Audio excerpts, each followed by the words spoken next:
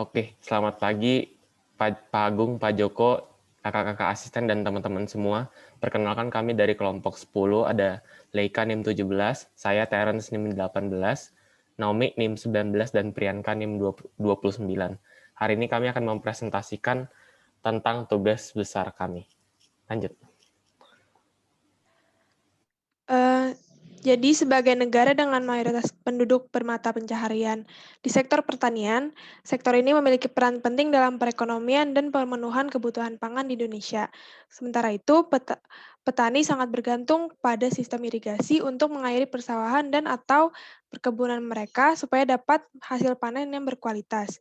Sebagai negara dengan dua musim, yaitu musim kemarau dan musim hujan, terdapat perbedaan besar dalam ketersediaan airnya. Hal tersebut dapat berpengaruh buruk terhadap kualitas dan kuantitas produksi pangan di Indonesia. Oleh karena itu, kestabilan ketersediaan air menjadi perhatian penting, sehingga dibutuhkan suatu infrastruktur yang dapat mengakomodasi kebutuhan air tersebut berupa bangunan air yang dapat meningkatkan efisiensi dan efektivitas penggunaan air. Dalam tugas besar ini, bangunan air yang dirancang berupa bendung yang berfungsi untuk menaikkan muka air agar dapat mengalirkan air menuju jaringan saluran irigasi. Selanjutnya. Selanjutnya yaitu metodologi perancangan.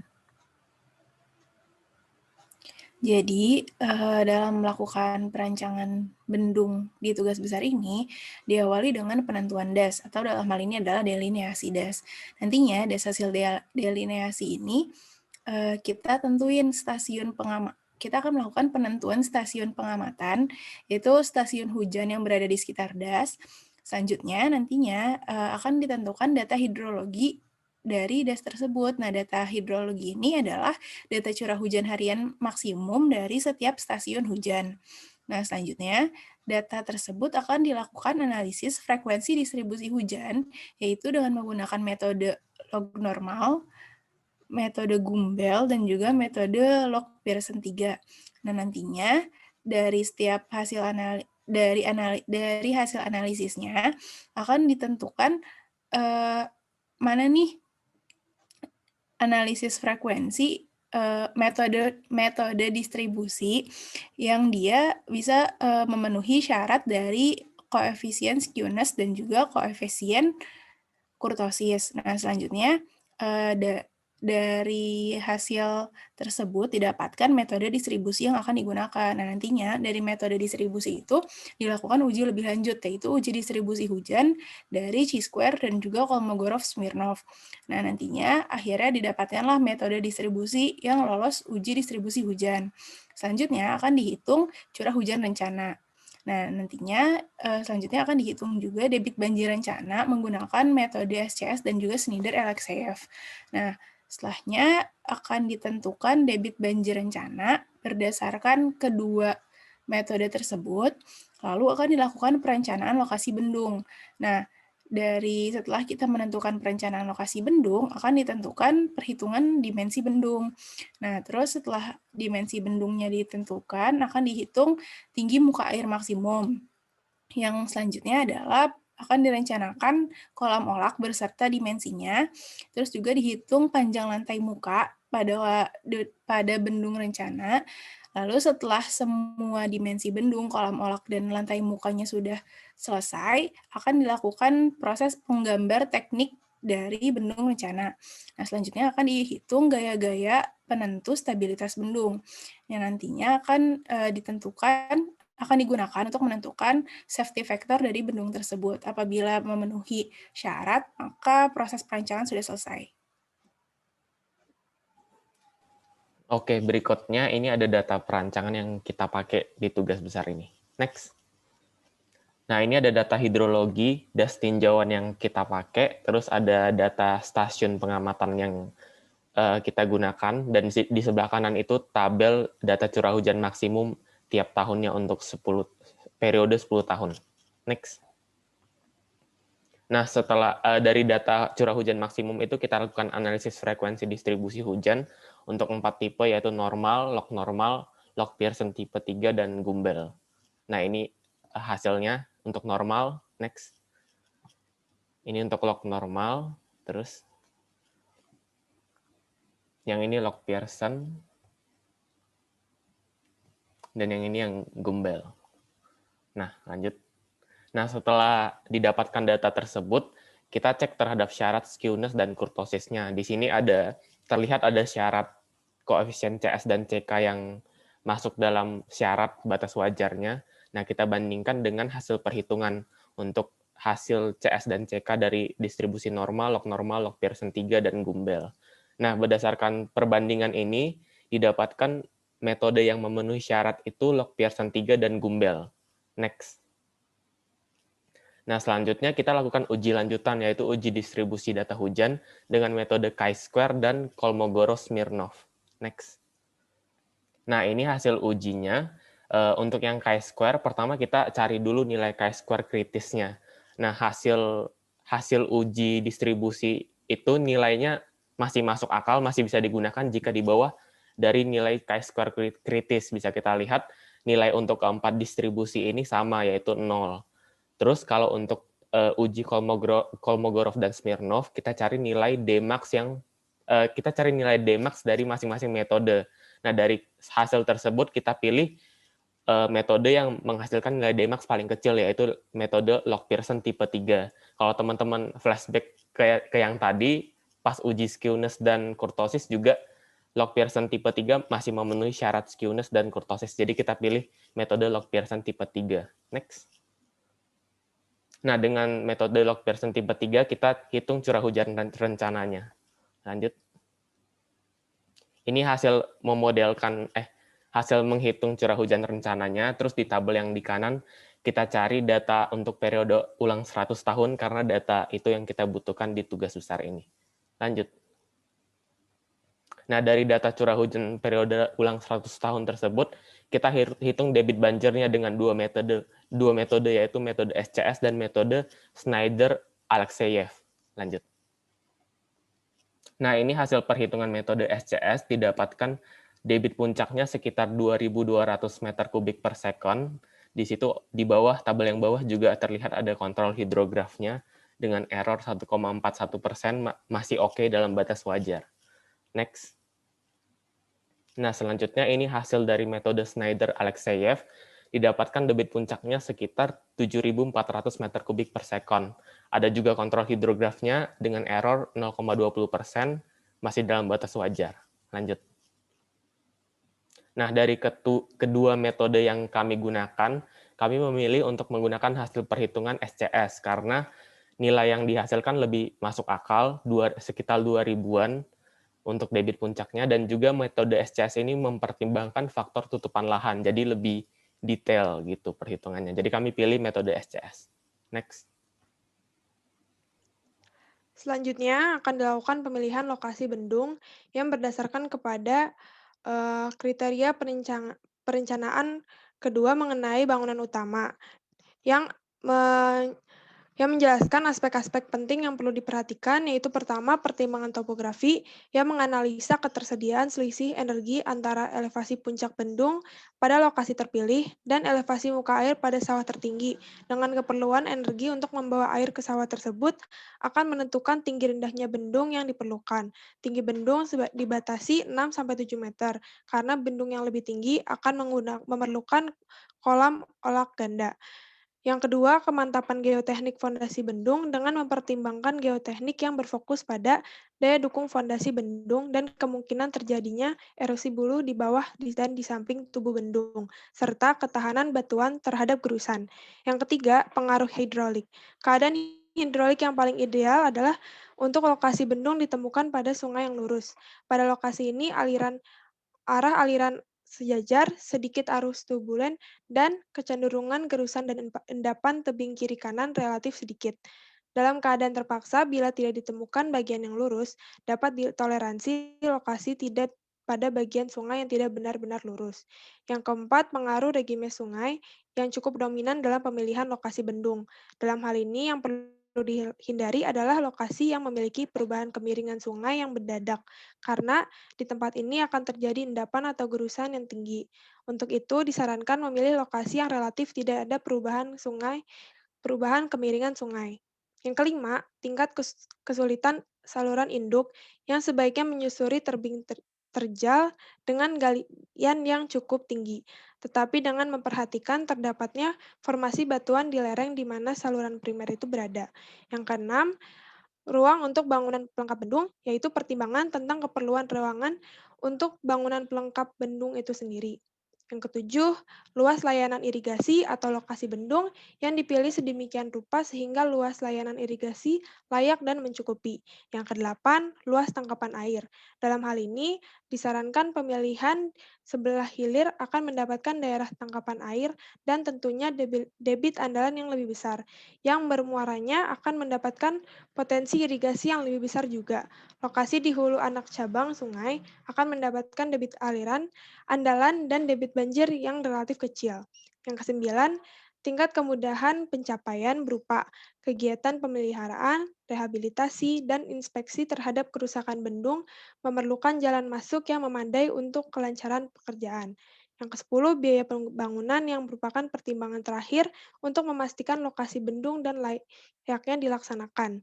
Yang ke-11, terakhir, kesepakatan stakeholder yang dilaksanakan sesuai dengan UU Nomor 7 2004 tentang Sumber Daya Air dan Peraturan Pemerintah Nomor 20 Tahun 2006 tentang irigasi, bahwa keputusan penting pengembangan sumber daya air didasarkan kesepakatan pemangku penting lewat konsultasi publik.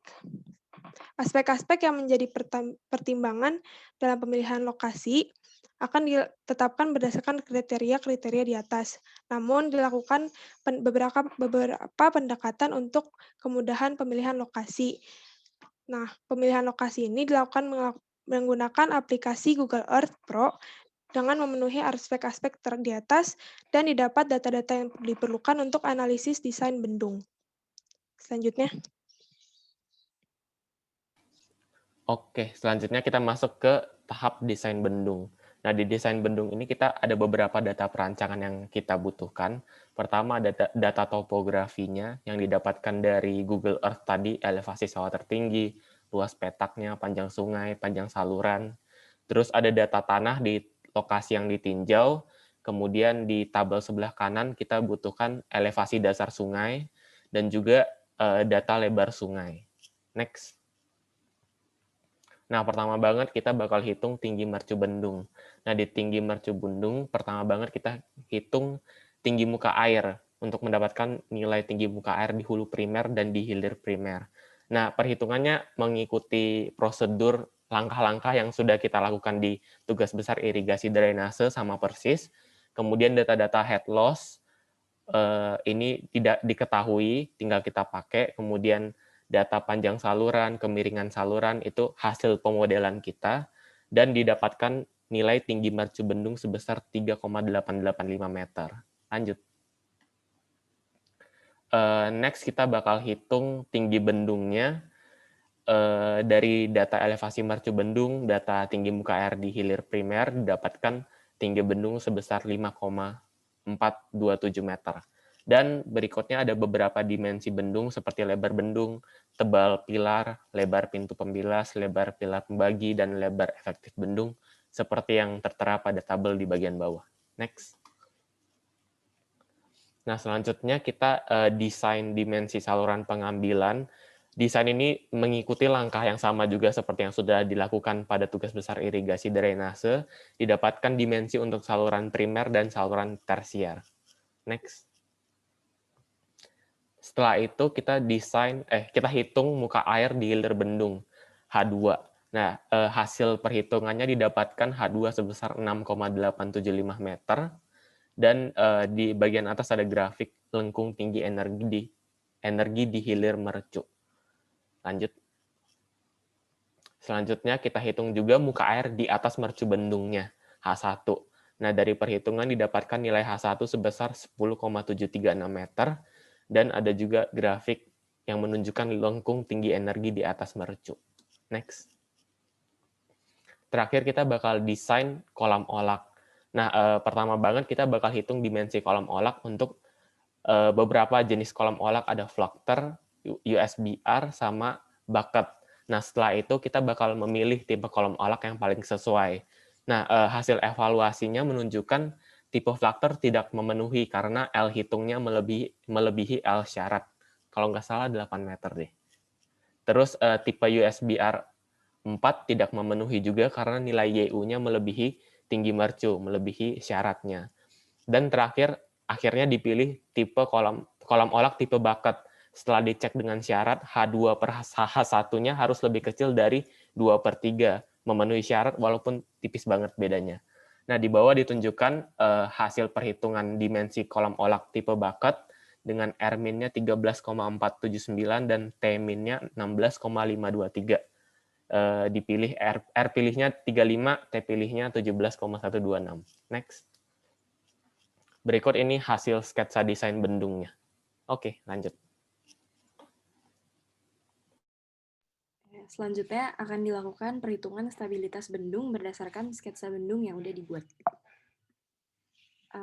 Jadi dari sketsa bendung yang udah dibuat tuh bisa dilihat bahwa R pilihnya adalah 35 meter, melebihi R syarat yaitu 13,479 meter, dan nilai T adalah 17,126 meter, melebihi syarat yaitu 16,523 meter. Maka desain bendung memenuhi syarat. Nah, selanjutnya akan digunakan data perhitungan yaitu material dari bendung beton dan gamma beton adalah 24 kN per meter kubik. Jadi pertama akan dihitung gaya akibat bendung sendiri. Nah, jadi didapatkan gaya berat vertikal sebesar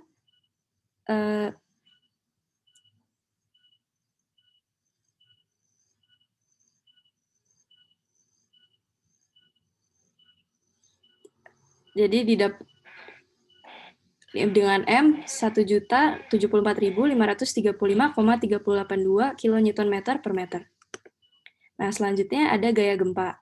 Jadi untuk gaya gempa bendung sendiri, daerah dari bendung ini adalah di Jawa Barat dan tipe tanahnya adalah aluvium atau terbawa air dengan nilai-nilai yang dibutuhkan terpampang dan didapatkan nilai momen guling sebesar 19.312,633 dan nilai gaya gempa horizontal sebesar 3.558,489 kN per meter. Nah, selanjutnya diperhitungkan gaya hidrostatis untuk keadaan air debit rendah dan kondisi debit air banjir. Didapatkan gaya hidrostatis untuk keadaan debit air rendah sebesar 75,458 kN per meter dan nilai momen sebesar 2016,393 kN per meter. Nah, untuk kondisi debit air banjir didapatkan nilai vertikal sebesar 75,458 kN per meter dan untuk gaya hidrostatis kondisi hilir didapatkan gaya hidrostatis vertikal sebesar 236,326 kN per meter dengan nilai momen 6.550,628 kN per meter. Nah, selanjutnya dihitung gaya tekan lumpur dan didapatkan gaya tekan lumpur sebesar 0,611 kN dengan dasar momen sebesar 15,626 kN meter. Nah, selanjutnya dihitung gaya seepage atau gaya angkat untuk kondisi normal. Jadi dihitung untuk gaya vertikal dan gaya horizontal. Nah, dari perhitungan didapatkan bahwa total gaya adalah sebesar 1.332,966 kN per meter dengan nilai momen 58.516,583 dan kondisi normal atau horizontal didapatkan gaya horizontal didapatkan sebesar 1.501,9 dan nilai momen adalah sebesar 98.780,696. Nah, untuk gaya banjir didapatkan nilai 2.264,445 untuk kondisi banjir vertikal dan total momen sebesar 98.923,652. Dan untuk kondisi banjir gaya horizontal didapatkan 2.591,793 kN per meter dengan nilai momen 164.999,378 kN per meter. Nah, dari gaya-gaya tersebut akan dihitung kontrol stabilitas. Dan didapatkan untuk kondisi muka air normal, SF guling adalah sebesar 6,015, SF geser adalah sebesar 5,018, SF guling sebesar 3,790, dan SF geser 4,459. Nah, dari nilai SF-SF tersebut dapat disimpulkan bahwa desain bendung memenuhi syarat. Oke. Sekian. Iya. Oke, sekian presentasi dari kelompok 10. Terima kasih banyak atas perhatiannya, semoga bermanfaat. Terima kasih.